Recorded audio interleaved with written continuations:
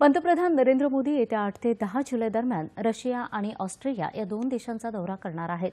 परराष्ट्र सचिव विजय मोहन क्वात्रा यांनी काल नवी दिल्लीत पत्रकार परिषदेत पंतप्रधानांच्या परदेश दौऱ्याची माहिती दिली। पंतप्रधान 22व्या भारत रशिया परिषदेत सहभागी होणार आहेत।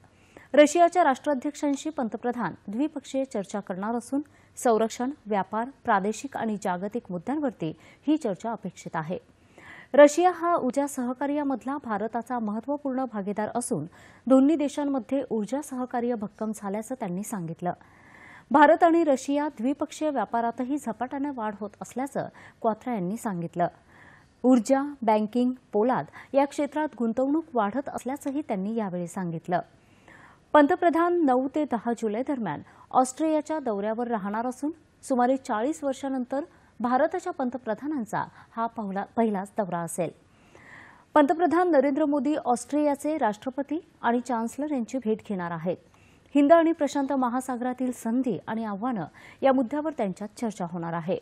यावेळी पंतप्रधान उद्योगपतींचीही भेट घेऊन चर्चा करणार आहेत।